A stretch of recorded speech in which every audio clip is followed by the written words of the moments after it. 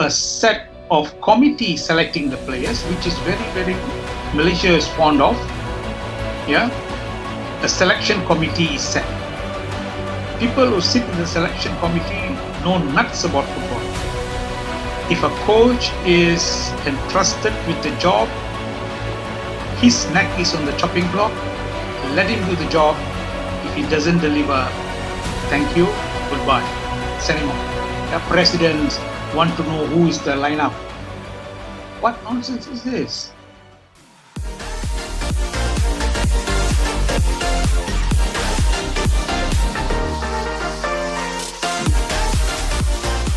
Hi, we are here again in the Football Doctor program.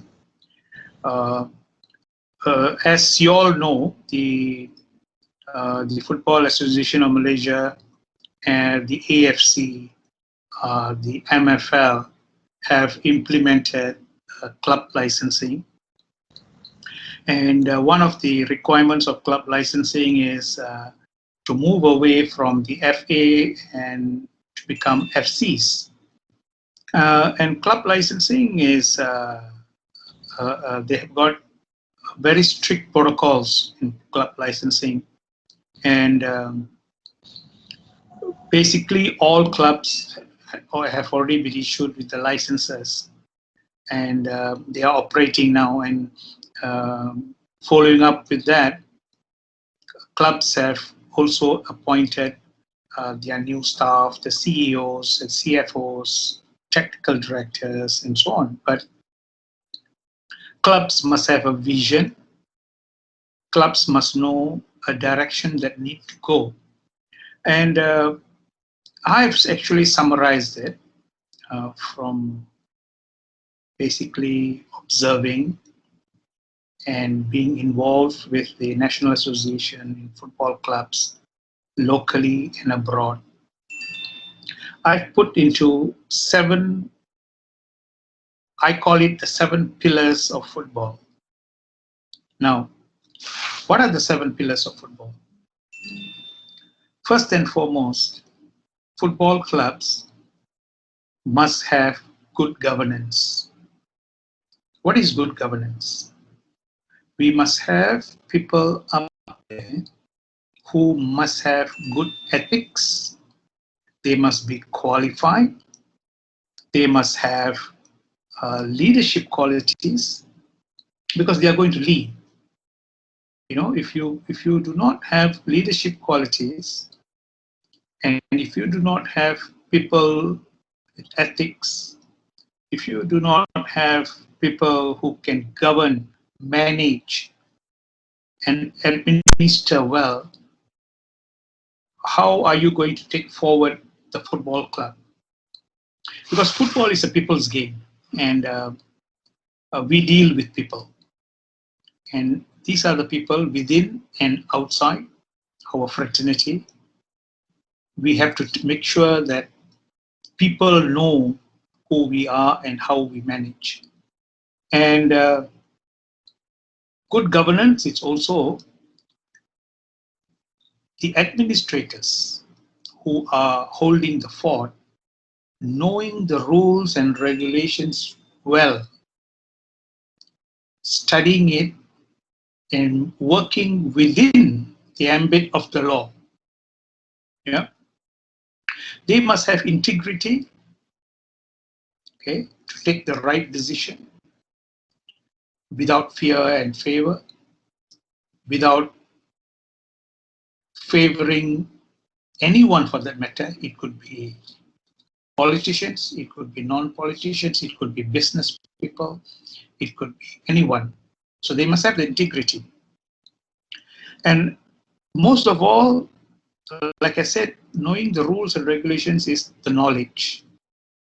So if these people who are sitting behind the desk and managing this whole football club do not know the rules and regulations, do not know the statutes of FIFA, what can and cannot be done, what shall and shall not be done, then it's very difficult to govern. Very difficult to govern well. Yeah, we have seen many clubs terminating contracts unilaterally because somebody said so, because I don't like the face of the player, I don't like his attitude. That's not the way. Yeah. So what does the law say? What does the rule say? How can I terminate a contract? These are things that they got to know. So as administrators, in order for you to have good governance, these are things that you should have. Yeah. Without all these things, you are not going to go anywhere. That's number one. Now, number two.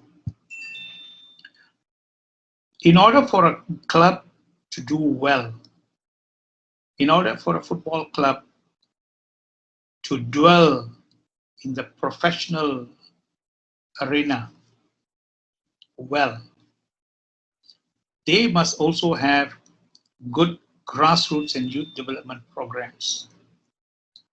Sadly, many of our clubs do not put emphasis on grassroots and youth development.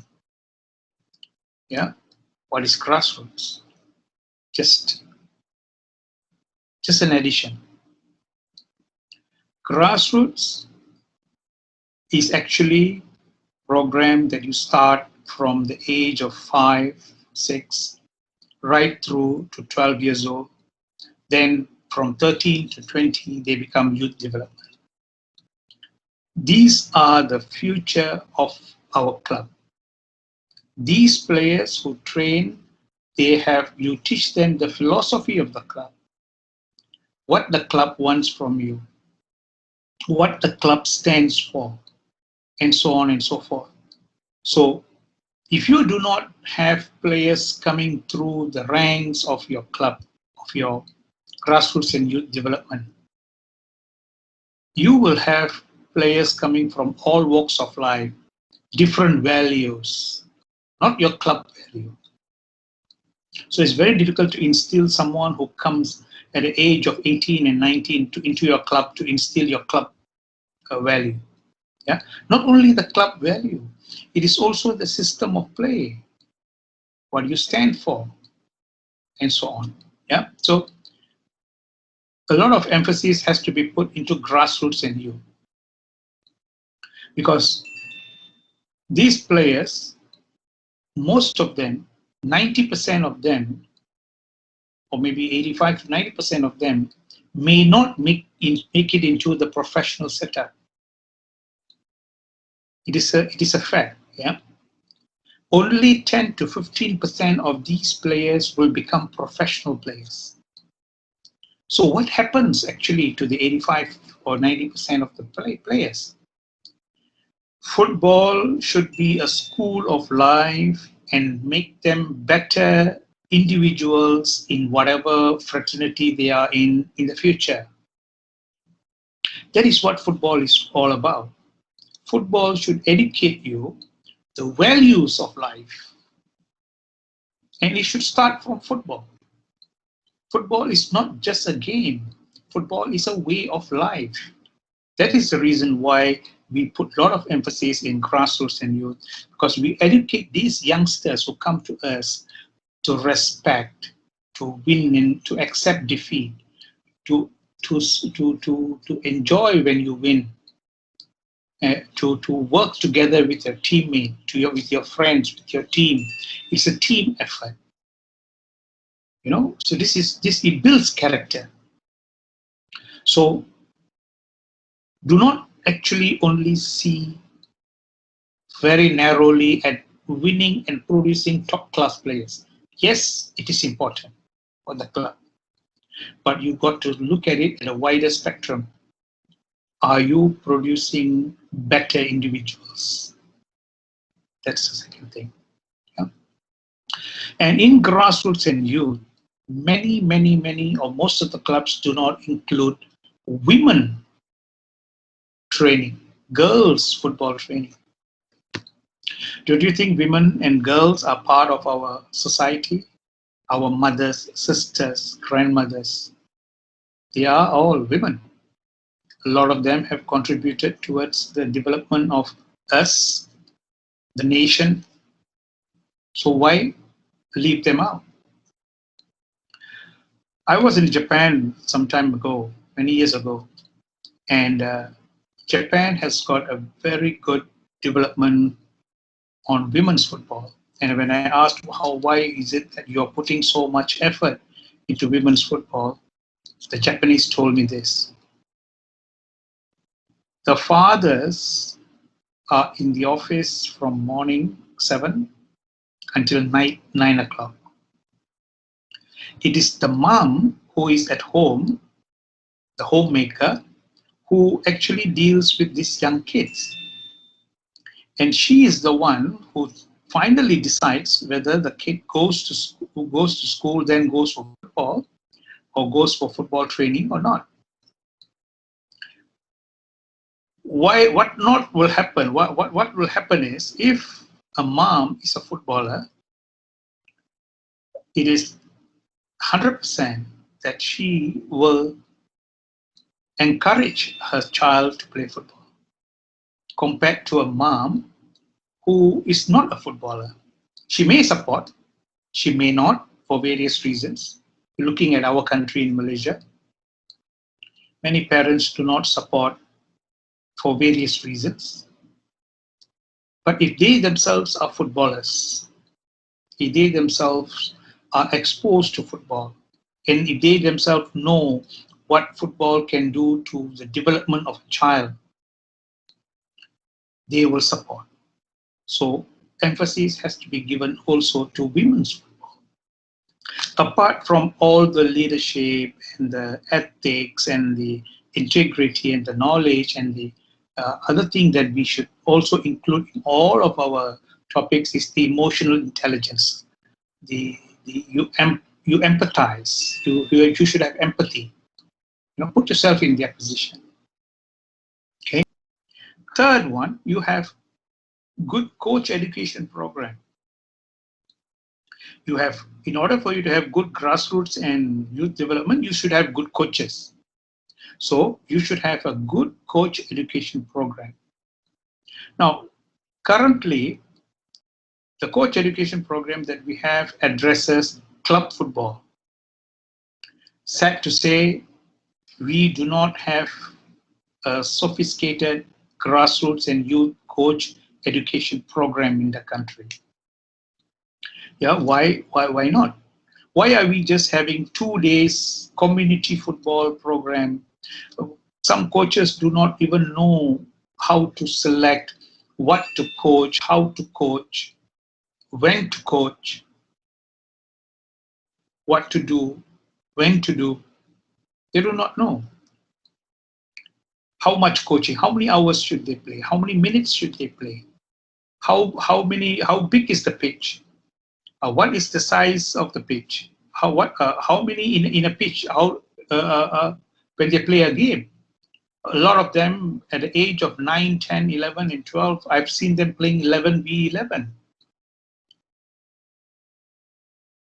In 11v11 game, if they were to play 15 minutes or 20 minutes each half, at the end of the day, if you were to calculate, some boys in the team, some players might not have touched the ball, some might have touched the ball once.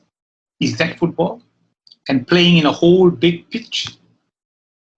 That's not football. So this has to be taught. Okay, a lot of them do training, physical training for these young boys.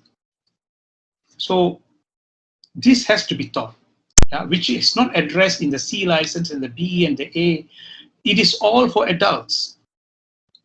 They touch and go. The syllabus touches and just goes. Yeah, it doesn't dwell deep in. That has to change. So clubs shall establish a coach education department. They should have qualified instructors. A lot of them believe that all ex-players can become good coaches. That's wrong. You need not be a horse to be a jockey. So it is wrong. Yes, some good players can become good coaches. not all players can become coaches. If you look at world at large, many good players, world-class players, Maradona, Pelé, failed as coaches. So we should move away from that. Coach education, coaching is entirely different. It's a different ball game altogether. So you must have qualified instructors, qualified coach educators who can educate the younger generation of coaches. You must also look at demand and supply. There's no point creating coaches when they do not have clubs to coach. At the same time, if there are many clubs to coach and you do not have enough coaches, it's also not in balance.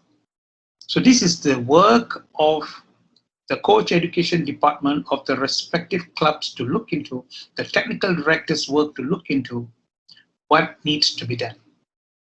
Yeah. And of course, coach educators need to be taught ethically.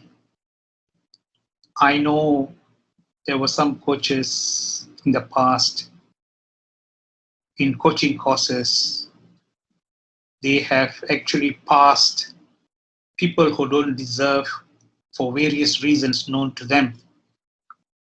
It is very unethical. Yeah, good friends, they pass the course. Eventually, these are the people who actually create the damage. So that should be done away with.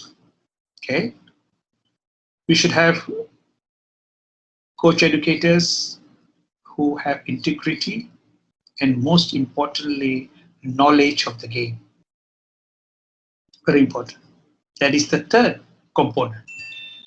Now, the fourth component is, in order for a club to do well, where I'm coming to the next few points, which will be related to this, you need to have an excellent first team and a very good backup team. If you have a senior team, you should have a very good under-21 and under-19 team. That is the reason why we need good grassroots and youth, so that the players can move up. As the time comes, they move up, they move up, they move up. So you have constantly players moving into your first tier. So creating the first team, you must have the best team of coaches. A team.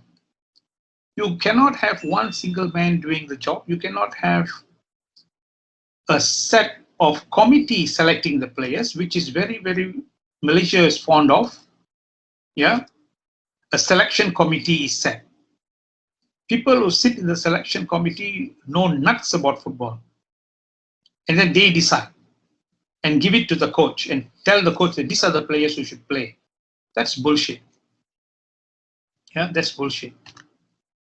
If a coach is entrusted with the job, his neck is on the chopping block, let him do the job. If he doesn't deliver, thank you, goodbye, send him off. But it's unfair that somebody else decides, and then this guy is the fall guy. Wrong. It doesn't work. But it works in Malaysia. It says it is still happening. Yeah, presidents want to know who is the lineup. What nonsense is this? What does the president know about the lineup of the day? What does the president know about the system of the game? Is he there every day during training session? No. So he shouldn't get involved. If the team doesn't do well, call up the coach, the coaching team, and ask them. They are supposed to answer, yeah, but not interfering into the final lineup and who plays and who doesn't play and so on. Okay, so you should have an excellent team.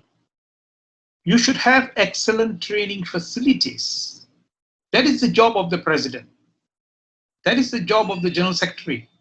That is the job of the CEO, to ensure that we have all this given to the first team. How do you expect to train when you do not have a training field? How do you expect to train when every day when you come to the field, somebody else is using it and you are told to move on to somewhere else? What if you're training and somebody else comes and says that, oh, we have booked the field too, it's ours today? The coach will not have peace of mind to train what he wants to train, how he wants to train, and how long he wants to train. This should change. Yeah. So, training facilities. An important thing with excellent first teams is most of the times these players give their whole whatnot, the heart and soul into the game. They put it to the game and they play for the club. Don't you think it's fair that they are also paid on time? Recently, we heard about clubs not paying on time, having an arrears of 1 month, 2 months. This is not right. This is not the trend of a good, successful club. On the dot, it should be in. Then you can demand. How are you going to demand when you don't pay the salaries on time? They also have families.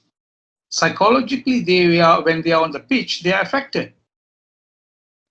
Their mind is back home, whether my wife has been fed, my child has been fed. So concentration is divided. They can't put 100% on the pitch. And you blame them if they don't perform. That is wrong. This has to be corrected. So an excellent team is easier said than we can see. It has so many things that actually follows. And last but not least, in this excellent first team and a backup team, players should be given good contracts. Of course, we have a standard contract given by the MFL for us to follow, but the schedules where MFL does not interfere is the perks and benefits that you give a player. Bonuses, other perks like house, car, apartment to stay, written air tickets, and whatnot, whatever you want to give. Give them a good package so that they are happy, so that you can demand. So that you can demand from them the highest, nothing less. Okay, that is number 4. Now let's come to number 5. All clubs in their vicinity, in their area, they should create a good competition. They can create competition, they can create a league. And this starts from all ages. Yeah, I'm not just saying you should have an under 15, an under 17, and under 18. What about the under 10s? Even if it's not a league, if it is a carnival, you can have a carnival.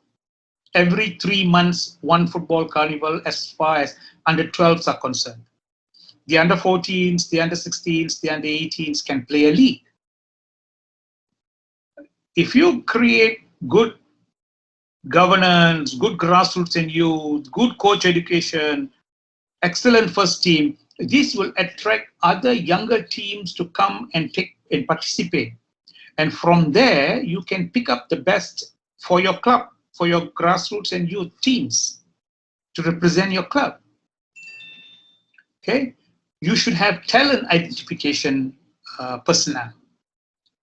Malaysia is near to zero with talent identification people, personnel. Yeah, talent ID. Our talent IDs do not know what to look for. What do you look for in an under 12 boy? What do you look for at an under 14? Yeah, it is not that he can kick from one goalpost to another. It is sufficient. No, that's not football. So we have to create that. We have to have good playing fields in the vicinity of the club, in that district, in that state. Okay? And most important of all, the man in black must be educated. Clubs should also invest into referees' education. Good referees will create a good environment on the field. Bad referees create bad environment, bad vibes. Referees are also human beings. They make mistakes. I agree. But sometimes the refereeing is so bad, so biased that we can see that it spoils the whole thing. What kind of education are we giving to this younger generation? So it is pertinent on us. It is important that we create good referees. So you should have good referees education, yeah, for this competition. And try once in a while, as you can, try playing with good, strong opponents. The best in you comes out when you play with strong opponents. If you keep on playing weak opponents, you will not know where your weakness is. If you have to venture out of the country, go ahead. If you are in Malaysia, try playing JDT. Try playing Selangor. Try playing. After that, go and play in Singapore. Play in Thailand. I'm not telling you to go to the United States, go to Africa. Play with the nearest neighbors first and gauge where you are. Then you will know. So this has to be established. Okay? Now the next one is good financial backing. How do you get good financial backing? Yeah, because all those things that I said can be done if you have good financial backing. So 6 and 7 pillar comes together, but I'll break it up. You must have a good marketing strategy. What is your marketing strategy? You must have a marketing manager dedicated to the job who sits there with his team to draw up a marketing strategy. The sad thing is in Malaysia, we feel that football markets itself wrong. Football doesn't, as it is popular, yes, but it doesn't market itself. You need to market it. Companies, organizations outside want to know what is the reach of your club to the general public so that they can come on board with their product. Because for them, they want to see the reach. Okay? So, second thing to your marketing strategy is, do you have fan engagement? Do you engage with your fans? Do you have a fan engagement manager in your club? Ask yourself. Most of you would have new clubs, new FCs, new CEOs. Ask yourself this. How many of you know the demographics of your fans? How many Malays, Indian, Chinese, others? How many of them are between the age of 40 to 60? How many of them are educated? How many of them are white collar? How many of them are blue collar? You have to do a study so that your marketing strategy falls within this demographics. What is the affordability? I'm sure most of you would not have done. If you have done, very good, all the best. If you have not done, I think it's time that you get it done. Yeah. You should have committed sponsors. But how would sponsors come on board when they see your governance is not good? That is the reason why I emphasize on good governance in the beginning. If you have good governance, if you have the right people, if you have people who can be trusted and people who will do everything by the book and keep it by the book, sponsors will come on board. They will have some trust. And whatever you promise them, keep it to it. What we do is we seek sponsors. Once a sponsor has sponsored, we forget about them for the rest of the year. And when the time comes for renewal, that's when we appear at their doorstep. Yeah? What does that imply? And what kind of message are you sending to the sponsors? It shall be a win-win situation. So sponsors will come. There is still hope in Malaysia.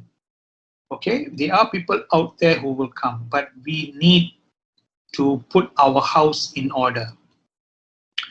We have to also give them good return of investment, the ROIs. Yeah, sponsors come, they give you something, they want something in return. It should be something that they want, not something that you want. Yeah. And you got to involve all stakeholders in football. And the football stakeholders start from the parents and the grandparents of the kid, right through the schools who develop them, who educate them, the sponsors, the government, the local government, coaches, teachers, you name it, the politicians, all of them are stakeholders of the game. Bring them all on board. Let them be part of this development. Let them be part of this success. Because football doesn't belong to you. It belongs to the masses. It belongs to all of us. Yeah? So that is the approach that you got to look at. And then putting all this into perspective, create your branding exercise. Then you'll know what to brand. Yeah? And the seventh one is the business component itself. The seventh pillar is the business component itself. We cannot just rely on sponsors. You need to create the saleability of real estate. You should have real estate. You should have something that is of interest to the general public who want to invest. You could be public listed. A lot of clubs in Europe are public listed. We should look at that direction. I'm not saying immediately do it. It takes a long process, but if you go to that direction, a lot of foreign investors would come in. Yeah, it is not always giving you the money and telling you to run the show. We also want foreign investors to come and hold a stake in the club so that the club will be run in a more professional manner. Yeah? And of all, when you do that, there is always accountability. And top class players would come, will walk into our shores. Sadly, players that we get to play in Malaysia are no class or third class players from other countries. We don't get the best to play here. When the best don't play here, our league is also third class. We need to bring in top class players, pay top salaries, have top branding exercise, have top commercial plan so that football will dwell and excel in Malaysia. So basically, recapping, 7 pillars of football: good governance, good grassroots and youth development, good coach education program, excellent first team and a backup team, good competition and league,